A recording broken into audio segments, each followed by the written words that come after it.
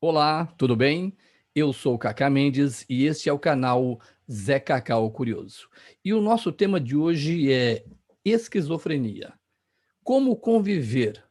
Nós vamos aprender mais sobre essa doença, que é uma doença mental crônica. Aliás, eu vou perguntar para o meu entrevistado se realmente é uma doença mental crônica, mas a gente precisa aprender muito sobre ela, né? A gente ouve falar, muitas vezes a gente não se aprofunda.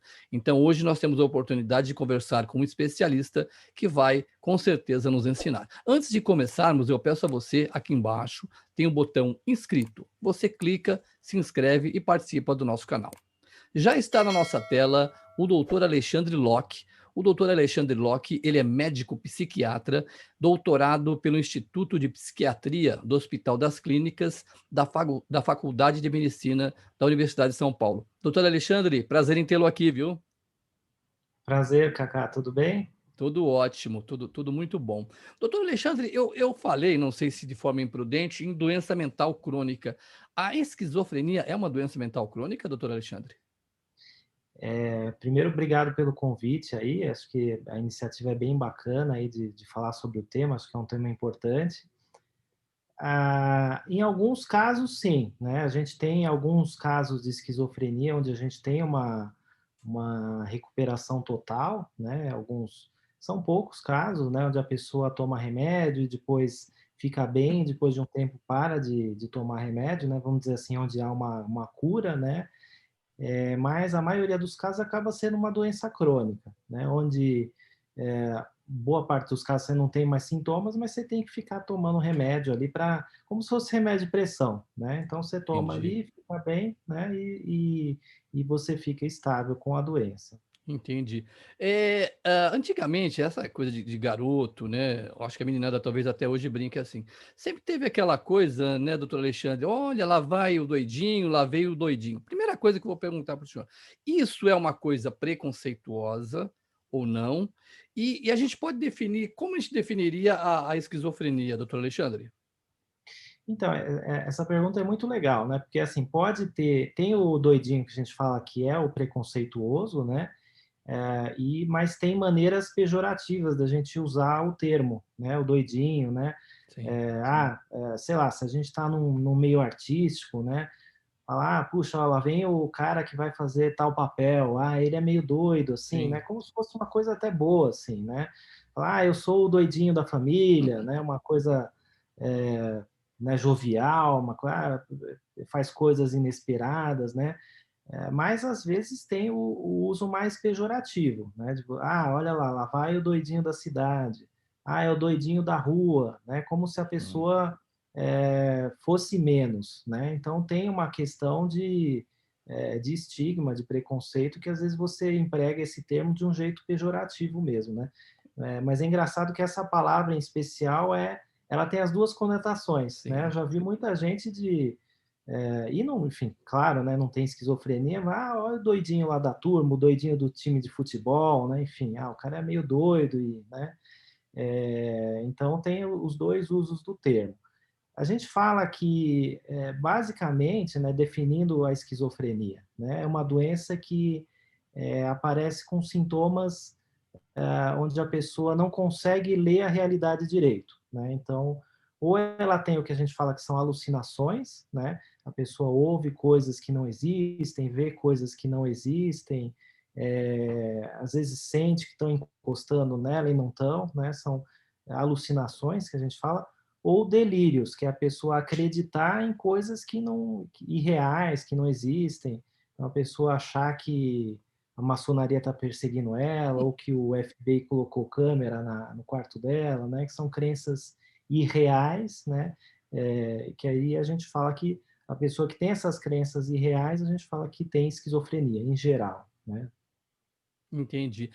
A esquizofrenia, doutor Alexandre, ela tem uma causa? Ela é uma coisa, existe uma hereditariedade, eu nunca nem ouvi falar sobre isso. Tem alguma causa para a esquizofrenia ou o tempo, o ambiente? Como é que surge a esquizofrenia, doutor Alexandre? A gente tem alguns fatores de risco que a gente já identificou em pesquisa hoje, né? Então, tem um fator genético, né? A gente vê pessoas com familiares que às vezes têm transtorno bipolar ou esquizofrenia ou outras doenças psicóticas que a gente fala, em geral, essas famílias têm uma incidência maior de esquizofrenia, né? Tem outros fatores ambientais, né, como viver em grandes cidades, né? Então, viver em ambientes urbanos muito densos é um fator de risco. Ser migrante, né? Imigrante. Então, você ir para um país onde você é estranho, ali não tem uma colônia de brasileiros, por exemplo, o país onde você vai é um fator de risco. Trauma na infância, né? A pessoa apanhou, ela foi abusada, às vezes é um abuso psicológico, né, na infância, acaba sendo um fator de risco. Uso de drogas acaba desencadeando a esquizofrenia também, uso de maconha, né, e outras substâncias, né? Entendi. Agora, é verdadeira, doutor Alexandre, a afirmação de que a esquizofrenia é uma doença predominantemente masculina, ou isso é falso? Não, tem uma incidência um pouco aumentada em homens, né? A gente vê bastante mulher com esquizofrenia, né? Em geral, as mulheres têm uma diferença aí, né? Os homens, em média, eles adoecem mais cedo, né? Então, se a gente for olhar a idade de início dos sintomas em homens, em média entre os 15 e 25 anos, né? Já entre mulheres é entre 20 e 30 anos, né? Então tem essa diferença e tem acontece um pouco mais frequentemente em homens, né? Sim. Então, mais ou menos assim, numa proporção 2 homens para cada mulher, né? Então tem 2 homens que têm esquizofrenia para uma mulher que tem esquizofrenia, mais ou menos isso, assim. Mas tem uma diferença aí entre os sexos, sim. Entendi. E hoje em dia, doutor Alexandre, com tanta informação que a gente tem, que a internet ela pode ter os defeitos dela, mas ela traz muita informação, né? Com tanta Sim. informação, as famílias, as pessoas já conseguem identificar nas famílias, entre seus membros, a esquizofrenia, ou ainda é uma coisa que demora muito para a gente, que é um leigo, notar? Eu diria assim, que as famílias acabam notando, né? Mas muitas vezes elas não, elas ou deixam passar, ou às vezes não querem aceitar, né? Ou põem debaixo do tapete, né? Porque tem um medo aí, né? Então, vou lá ver, sei lá, meu filho começou a ouvir vozes, meu irmão começou a ouvir vozes, tá lá falando sozinho, deixa eu ouvir na internet o que que é, né? Aí a pessoa digita lá, aparece esquizofrenia, né? Primeiro que já é um nome que assusta, né? Sim. Esquizofrenia É, é um nome pesado, né? E aí a pessoa começa a ler várias coisas, às vezes informações ruins, né, que às vezes aparecem na mídia, ou desinformação, né? E a pessoa fala, eu não quero que ele tenha isso, deixa lá escutando, enfim, acho que não é isso não, e deixa o tempo passando, as coisas vão se agravando, né? E vão ficando ruins, né? Porque quanto mais cedo você tratar, melhor. Então, eu entendi. diria que, em geral, o que eu tenho visto assim, boa parte das famílias percebe, né? Mas às vezes por medo, por preconceito, por receio, acaba não levando para um diagnóstico certo, para um tratamento correto, né? É, entendi. E é ruim, né, doutor Alexandre, porque é a coisa do preconceito, como o senhor falou, né? A pessoa fica preocupada, talvez, com aparências, com situações, né? Porque a impressão que eu tenho é que muita gente não quer ser taxado, olha, na família do Kaká tem aquele fulano que é doidinho, né? Mas isso é uma bobagem tremenda, né? Porque são coisas que precisam ser tratadas o mais rápido possível, né, doutor Alexandre? Sim. É que os sintomas, né, vamos dizer, a esquizofrenia tem outras doenças, né, que elas aparecem com esses sintomas que eu falei, Sim, alucinações e delírios, né? A esquizofrenia seria o representante mais característico, assim, né? Mas esse tipo de sintoma, ele deixa a pessoa vulnerável, né? Porque é um sim. sintoma que ele te coloca à parte, né? Então, você imagina, você está numa empresa e aí você começa a ouvir coisas e começa a conversar com essas vozes, né? E aí ninguém mais vê aquilo, né? Então, já é um sintoma que ele te deixa meio para fora Te afasta, né? do grupo, né? É, E aí você chega e fala para deixa eu conversar com você, Cacá, olha, não queria te falar nada não, mas o FBI está atrás de você, viu, não sei o quê. é, Aí você fala, pô, mas só você acredita nisso, né? é. Então, começar a me evitar, né? Entendi. Então é um sintoma que ele acaba afastando a pessoa mesmo, né? Então acho que tem esse medo, né, do preconceito mesmo, da discriminação, né? Muito É. importante, né? Não, mas isso é engraçado mesmo, né. Eu trabalhei, doutor Alexandre, com um rapaz na discoteca da Rádio Record. Ele era um cara espetacular, mas ele tinha alguma coisa em relação a o irmão dele, que era meu chefe, né, falava isso, que ele tinha alguma coisa a ver com com esquizofrenia, né, que ele via umas coisas, né, e a gente era garoto, a gente tirava sarro, né, a gente não tinha conhecimento, né, isso é falta de conhecimento, né. Mas Aham. ele via a aura, ele virava para mim e falava assim, ele chamava Tuca, gente muito boa, falava: "Cacá, a sua aura não tá boa, eu tô vendo, ela tá da cor tal". Era um negócio impressionante. E ele, eu não sei se isso pode ser um fator, ele trabalhou inclusive naquele um programa antigo que tinha o policial rodoviário, que tinha lá nos anos 60. Ele era um menino, então ele começou muito cedo fazendo cinema, e aquela coisa eu acho que levou ele a ter que decorar, ter responsabilidades, mas ele tinha essas coisas. É engraçado, né, doutor? Mas isso aí também, essas coisas, você começar uma atividade muito cedo pode atrapalhar, né, doutor?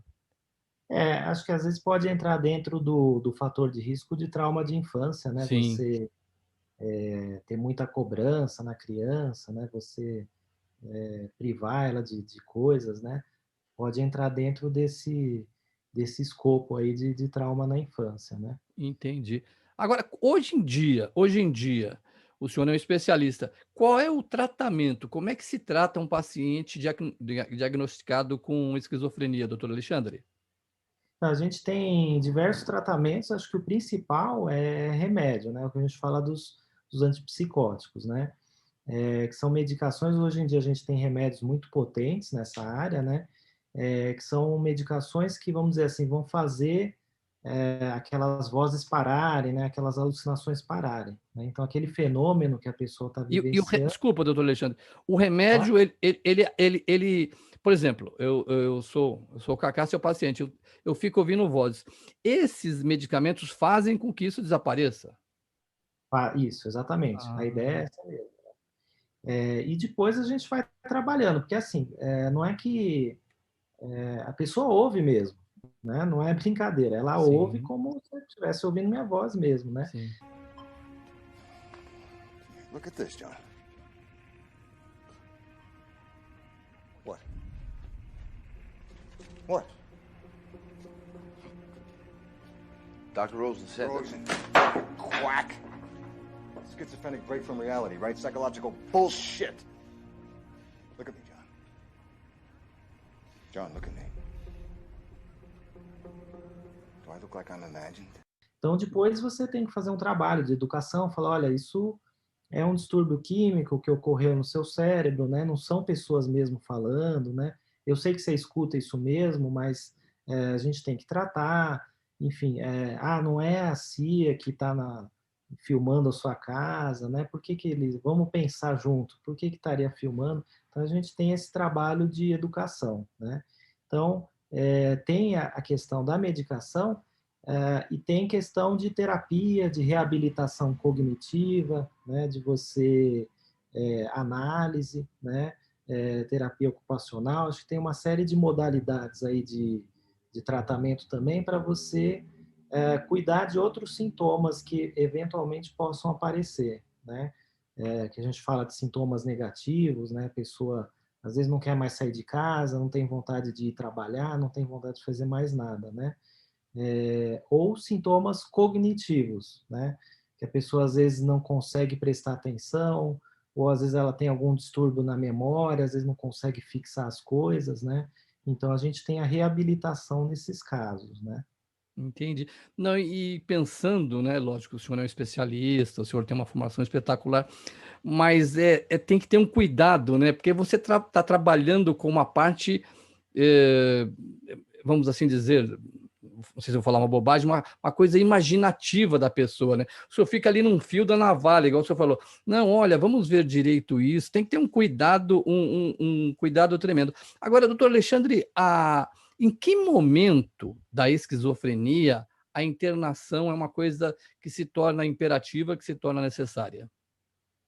A internação a gente faz quando tem risco para o próprio paciente, né?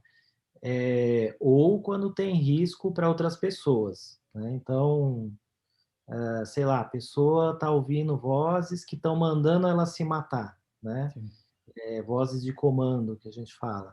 Então, a gente tem que internar a pessoa, porque às vezes a pessoa vai no automático ali, escuta, fala, estão mandando eu fazer isso, eu vou lá e vou fazer, né? Ou quando ela tem risco de agressividade, né? A pessoa está se sentindo perseguida e, sei lá, quer agredir pessoas na rua, aí a gente tem que internar também, né? Alguns outros casos, né? Enfim, pessoas que às vezes ficam muito tempo em casa, né? Acabam não tendo a questão do autocuidado, né? Às vezes não toma banho, né? Fica o dia inteiro debaixo da coberta, né? Tem às vezes risco de ter alguma infecção, né? Alguma questão na pele ali, né? Que é muito complicada. Então, às vezes a gente interna também, né? Basicamente esses casos, né? Que a gente Entendi. precisa internar a pessoa, né? Entendi. Agora, o senhor até começou a responder, eu não sei se eu entendi corretamente. O tratamento da esquizofrenia, ela tem começo, meio e fim, ou normalmente ela é para a vida inteira, doutor Alexandre? Eu diria que a maioria dos casos é para a vida inteira, Sim, né? Alguns casos a gente consegue tirar o remédio e a gente dá alta para o paciente, né? Mas são casos mais raros, assim, né? Mas boa parte, né, a pessoa consegue ficar estabilizada, né, no uso do remédio e faz o uso do remédio como se fosse uma manutenção, né? Então, é o remédio ali de diabetes, é o remédio de pressão alta que a pessoa toma todos os dias para ficar bem, né? Para não aparecerem mais aqueles fenômenos, né? E toca a vida dela, bola para frente, né? é. Pelo que o senhor falou, há casos, porque são muito, tem casos diferentes, né? Um não é igual ao outro. Agora, vida normal, doutor Alexandre, a pessoa que tem esquizofrenia tem um tempo certo para ter uma vida normal, ou normalmente, tomando medicamento, ele pode namorar, ele pode dirigir, ele pode estudar. Como é que é isso do paciente que tem a esquizofrenia em relação a ter uma vida com essas coisas que a gente considera normal? Sim, é vida normal, né? Uma doença que a gente trata, a gente controla os sintomas, né? A pessoa toma o remédio e vai para a vida dela, né? Até é bom para que a gente tire essa questão do preconceito da esquizofrenia, né? Sim, É até bom que a gente estimule isso, né? A pessoa voltar para as atividades dela, para o emprego, né? Para as relações dela, né? A gente tem que estimular a vida normal. Claro, tem casos mais graves, né? Onde a pessoa pode voltar para uma vida vamos dizer, num patamar um pouco menor, né? Um trabalho mais simples, né? Menos horas de trabalho, né? Menos relações, né? Com menos pessoas, né? E tem casos mais graves, né? Onde a pessoa tem que tomar muito remédio, onde a gente realmente tem que fazer uma força para que ela saia de casa e faça alguma atividade, né? Mas, assim, eu acho que boa parte dos casos a gente consegue controlar os sintomas e colocar a pessoa de volta no rumo dela, assim. entendi. E o senhor já deu uma passada sobre isso. Essas drogas, só para deixar bem claro, essas drogas, tanto as ditas lícitas, como cigarro e álcool, e as ilícitas, maconha, crack, cocaína, essas coisas podem levar ou podem ajudar a chegar na esquizofrenia, né, doutor Alexandre? Sim, geralmente elas desencadeiam, né? Tem vários estudos mostrando que, por exemplo, a maconha, ela adianta o primeiro surto, né, da esquizofrenia em alguns anos, né? Então, uma pessoa, vamos dizer que teria, né, a vida da pessoa já vai ruim, né? Ela já sofreu vários traumas, tem uma carga genética e ela teria um primeiro surto aos 25 anos, né? A maconha acaba adiantando isso, né? Por ser uma substância psicoativa, né? Às vezes a pessoa tem uma crise aos 20 anos, aos 19, né? Então, o uso de drogas realmente ele é muito ruim, né? Assim, são drogas que têm os efeitos dela no cérebro, né? E com isso acabam instabilizando ali as redes, né, de neurônios, né? Então, às vezes, aquilo que já estava funcionando ali meio no limite, se acaba empurrando ali, e a pessoa tem um primeiro surto psicótico mesmo, né? Entendi. Agora, né, nós estamos caminhando para o nosso encerramento, aí o apresentador resolve fazer uma gracinha, doutor Alexandre. E no senhor Uhum. falando sério, explicando de forma clara, aí o apresentador, que nem é apresentador, na verdade, uma curiosidade que eu tenho, porque eu sou realmente muito curioso. A gente vê em muitos filmes e vê muitas vezes na vida real coisa de julgamento. O senhor já deve ter sido, o senhor já deve ter se perguntado, essa bobagem já deve ter perguntado para o senhor. Mas é uma curiosidade mesmo. Quando muitas vezes, e em muitas situações, se alega essa insanidade, eu não sei se insanidade e esquizofrenia é a mesma coisa, né? Quando se alega uma esquizofrenia, como o senhor, como especialista, consegue saber se esse elemento ele é verdadeiramente um esquizofrênico, doutor Alexandre?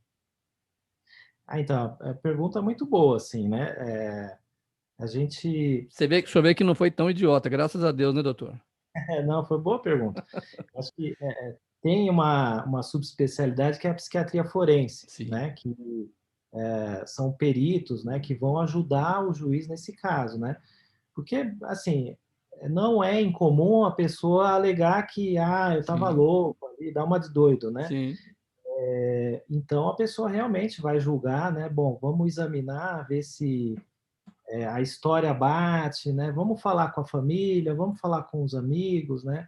Vamos ver se... Porque, assim, a esquizofrenia, ela não aparece do dia para a noite, né? A sim. gente vê ela acontecendo. Por isso que lá na sua primeira pergunta, você falou, tem como prevenir, tem como perceber? Tem como perceber, né? Então, a gente já vê ali na adolescência, a pessoa vai se fechando, vai cortando os amigos, né? Então, isso faz parte da esquizofrenia. Não é que, assim, eu briguei com a minha esposa, que E eu fiquei louco, né? estava sendo traído, aí baixou a esquizofrenia em mim e matei ela, né? Não é Não é assim, não. assim, né? Não é por aí, não. Então, Entendi. dá para a gente perceber, sim. Entendi. É porque nessa hora, né, doutor Alexandre? Nessa hora, principalmente a gente vê esses filmes americanos, isso não acontece no Brasil, o cara vai para cadeira elétrica, né? Que faz qualquer negócio, né? Fica louco, fica qualquer coisa. Mas legal, é interessante, é o que o senhor falou mesmo. Às vezes a pessoa acha que pode dar um golpe, mas como existe todo um conjunto de situações já estudadas, se consegue. Doutor Alexandre, olha, muito legal, aprendi muitas coisas. Eu agradeço muito o senhor aqui por ter vindo aqui no nosso canal, viu, doutor Alexandre? Obrigado aí pela oportunidade, Cacá. Parabéns aí pelo canal. Muito bacana aí a entrevista.